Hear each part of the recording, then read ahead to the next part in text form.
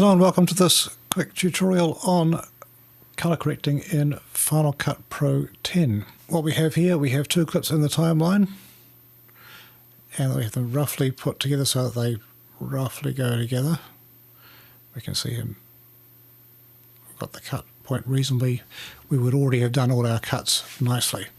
Where I'd like to start here is, if we come to the Effects tab here and we go down into Looks, we have a variety of preset looks, and as we run the cursor over we'll get to see the effect of them. Bleach bypass, very heavy crushed blacks, and the various looks we can see. And you can actually just choose one of these and run with it. One that's particularly useful. Each one has a different set of controls. For example, this one here, seasons. Let's apply that. So make sure we have the right clip selected here. We're going to apply it to this clip, and let's go seasons. And now we look up here and we have an amount control and a season. It's rather poetically titled. We can change the season. So presumably that's spring, summer, autumn, winter. And the summer actually doesn't look too bad. And then we could adjust the amount of it. Often the amount in the looks is too much. See, there would be a reasonable compromise. It's a little bit light. Let's say we don't want that. Select it, delete key, gone. Let's say sci-fi. What do we get with sci-fi? We just have an amount, because that's really a bit too heavy for what we want. We'll get rid of that one. You could apply multiple looks if you wanted. One that works on this one, because it's quite a dark clip, is Desert Glare. It's very warm. Let's just say that we took a shine to this very warm look. That would be one choice. Another choice might be something along the lines of Cold Steel, or maybe a bit too blue. Let's say we liked this Desert Glare one. And we could adjust the amount, basically the intensity, no intensity, and often it might be, it'll be somewhere around about halfway. And we could apply that look to all the clips, and we could consider that done. That would be a very fast, quick and dirty way of doing things. I wouldn't really like to do that. I'm going to delete this, but I'm going to take that as inspiration. Now, let's actually look color correction 1, and we want to look at the color scope.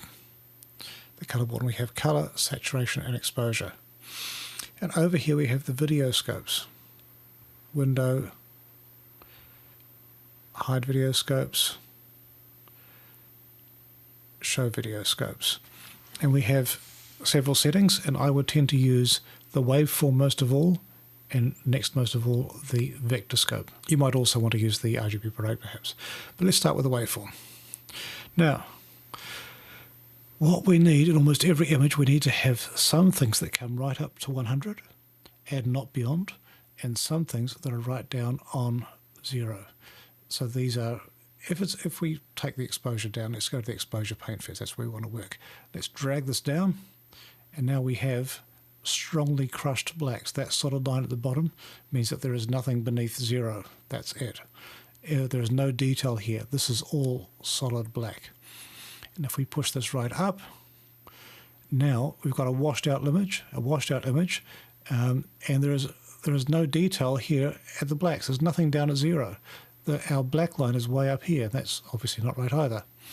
What we want, put this back on 0. We want to have a full spread of information. So I'm going to take this one up. I'll bring the highlights up until we just are touching here, and that's giving us a much better look. It has effectively increased the contrast. That will give us a more gradual look, but that might be a little bit too light. If we wanted a more of a daylight scene, that might be the way to go. Always look at the skin tones. Your question needs to be, are the skin tones correct? It's a little bit bright there, but given it's a spooky sort of scene, that might be okay. This is a very sort of normal look. We've got stuff here which is blown out. You see this part here? It's blown out. and here we have the torch. The scopes work left to right correctly. So here's the torch on the left side, and here's this white patch on the wall on the left side. There's no information in that whatsoever. That is pure white. For a shot that did not have bright lights in it, that would be just plain wrong. But because it has bright lights, we expect that there'll be no information there. Let's look back over here when he's just coming in. Now you see the torch there. You can really see the torch sticking up here, and here's the bright part of the banister here, and the light shining on the wall over on the side. So once we have our luminance values correct, next we'll have a look at the colour. On the colour, we will probably want to use the vector scope. The vector scope shows where the balance of the colours is lying. So let's take this master puck and drag it around, and look, see, as we drag it up here we get this very strong amber look, and as we drag it down we take the amber look out and we get its opposite, which will be a cyan look, a bluey greeny look. And we can, so we can simply drag the master puck anywhere we like. If we leave it on the center line, there is no correction, and we can adjust the shadows, midtones and highlights individually, so that we might just get a little bit of colour into the into whichever tone we want. Now if we were looking at that amberish look, let's go back and find a better part of the shot, the same part of the shot we were looking at before. Now that's looking not unlike the summer look, isn't it? And if we might want to make that a bit grittier, we might just go back to the waveform. Maybe we want to get this part here down to 0.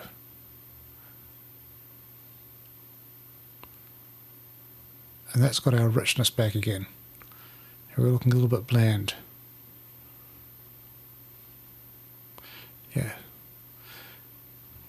Now what I find actually works quite well is actually desaturating the overall image. And I'm going to take quite a lot of desaturation and then reapplying the colour, but only the colour that I want. Now that's not looking too bad. That's giving us a nice warm-ish look. And if we want to take that to the opposite, cyan, we'll just take that right down underneath there. We'll be subtracting the colours and we'll get cooler tones. And that's giving us a nice spooky look. And having set that clip up, the next thing we'll do is we'll apply the filters here across. So we will copy, Command C,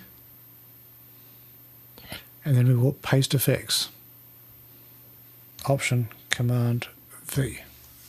And now we've taken the colour correction that we applied here and put it on here. And we have to look now and see, does it match? It matches pretty well. Usually what you may find though is that you might want to adjust the luminance values a little bit for each clip, because we've applied a very strong approach to the colour. There won't be much colour correction that needs adjusting between each clip. You may find that if you've shot at twilight and the light is changing rapidly, that you need to adjust for the colour. But often, if you've desaturated and then applied your own colour, you don't need to do a great deal.